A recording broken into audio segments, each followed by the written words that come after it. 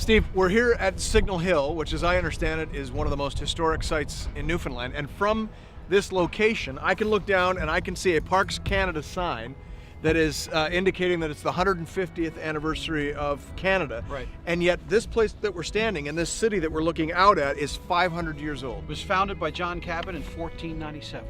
So this city has been here for far longer than Canada has been a country. Yes.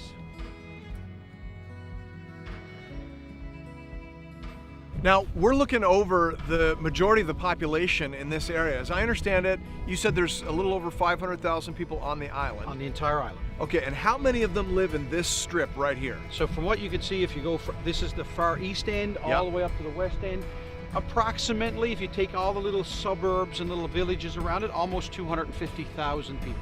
And in that range of 250,000, which represents obviously about 50% of the population of the island, Yes. how many evangelical churches have we got here? So total is 22 in using the broadest definition. Right. So everything from a very, very conservative on one end to barely the gospel on the other end, but 22 churches that encompass an attendance about 2,200. So right around 1% or...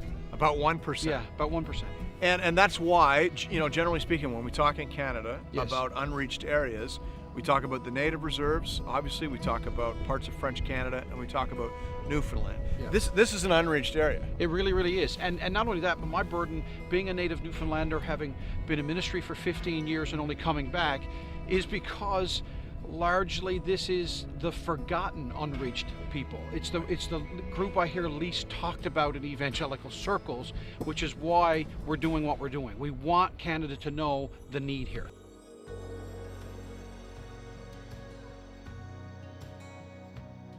Now, Stephen, there's probably no better place on the whole island to talk about the progress of the gospel than right here. Absolutely. Tell me who this is and tell me why he matters for the story of the gospel in Newfoundland.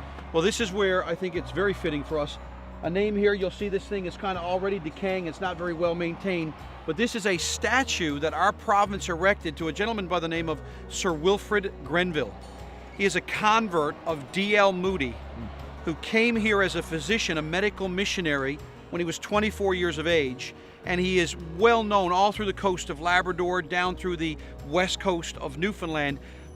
College, our university, Memorial University, their extension college in Corner Brook is called the Grenville College. We have hospitals named after this man, but he was an evangelical Christian. One of my favorite stories about him is after he came to Christ at a tent meeting, he met D.L. Moody 10 years later and told D.L. Moody, "I'm a convert of yours. I got saved 10 years ago." And Moody said, "What have you done for Jesus since?" And I think that's fitting because of what we're asking the rest of our country, even the world, to pray for. I'm asking for people to partner with us, to pray with us and for us. I'm asking for men and women who will feel the call of God to come and help us raise up Indigenous Newfoundlanders. Almost, I feel, daring like D.L. Moody to say, "What have you done for Jesus? Come help us."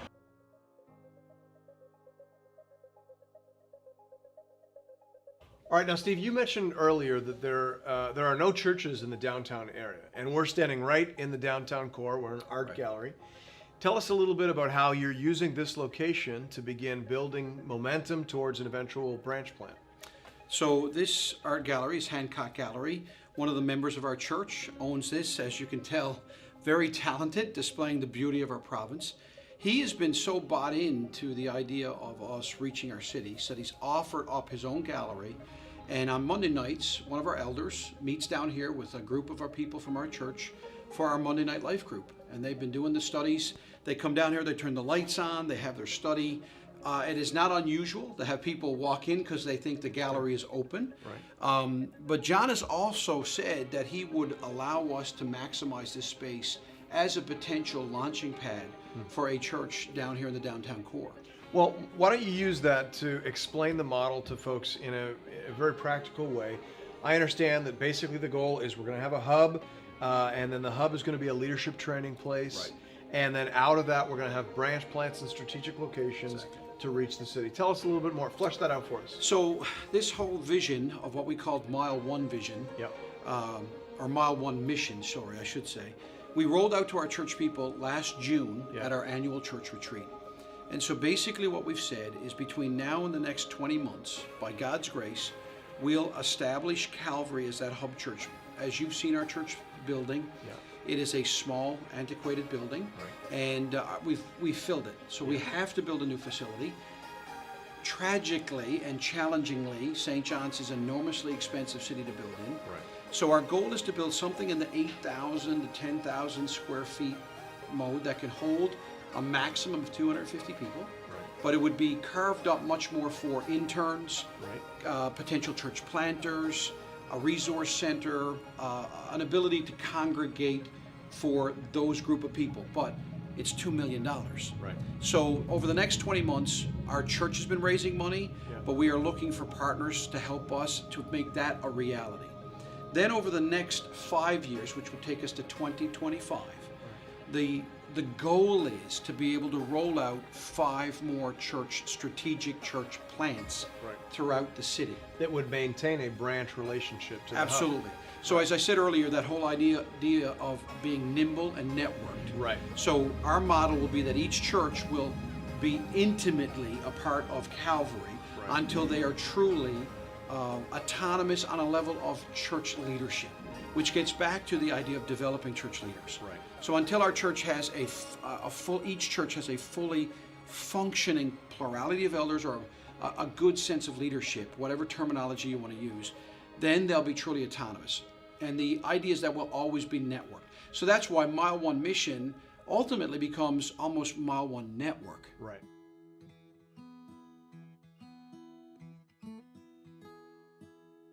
What I've tried to tell people here at our church, people in Newfoundland, Canada, and abroad, is imagine with me, under the sovereignty of God, that by 2025,